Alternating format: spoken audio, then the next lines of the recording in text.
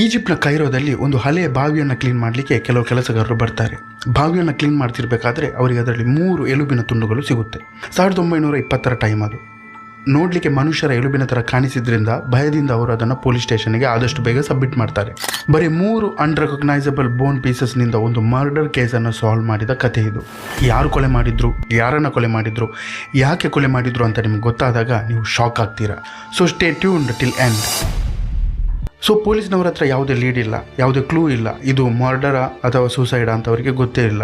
ಆ ಟೈಮಲ್ಲಿ ಕೈರೋದಲ್ಲಿದ್ದ world famous forensic pathologist and scientist ಆದಂಥ ಡಾಕ್ಟರ್ ಸಿಡ್ನಿ ಸ್ಮಿತ್ ಅವರ ಹತ್ರ ಈ ಎಲುಬುಗಳನ್ನು ಅವರು ಸಬ್ಮಿಟ್ ಮಾಡ್ತಾರೆ. ಈ ಬೋನ್ಸನ್ನು ಕೂಲಂಕುಷವಾಗಿ ಪರಿಶೀಲಿಸಿದ ಡಾಕ್ಟರ್ ಒಂದು ರಿಪೋರ್ಟ್ ಕೊಡ್ತಾರೆ. ಆ ರಿಪೋರ್ಟನ್ನು ಓದಿದ್ರೆ ಯಾರೋ ಈ ಮರ್ಡರನ್ನು ಕಣ್ಣಾರೆ ನೋಡಿದವರು ಬರೆದ ರಿಪೋರ್ಟ್ ಥರ ಇತ್ತು.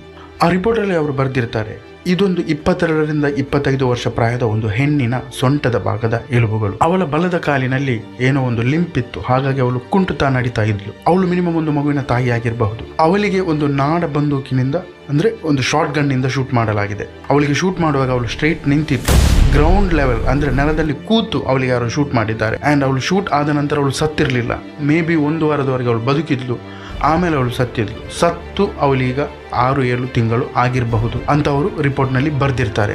ಇದನ್ನು ನೋಡಿ ಪೊಲೀಸ್ನವರು ಅಂದ್ಕೊಳ್ತಾರೆ ಈ ವ್ಯಕ್ತಿಗನ್ನು ಹುಚ್ಚಿಡಿದಿದೆ, ಆ ಬೋನ್ಸನ್ನು ನೋಡಿ ಯಾರು ಇಷ್ಟೊಂದು ಇನ್ಫಾರ್ಮೇಷನ್ನ ಕೊಡಲಿಕ್ಕೆ ಸಾಧ್ಯ ಇಲ್ಲ ಅಂತ ಅವ್ರ ಅಭಿಪ್ರಾಯ ಆಗಿತ್ತು. ಪೊಲೀಸ್ನವರ ಹತ್ರ ಬೇರೆ ಯಾವುದೇ ಕ್ಲೂಸ್ ಇಲ್ಲ, ಇರುವುದೊಂದು ಲೀಡ್.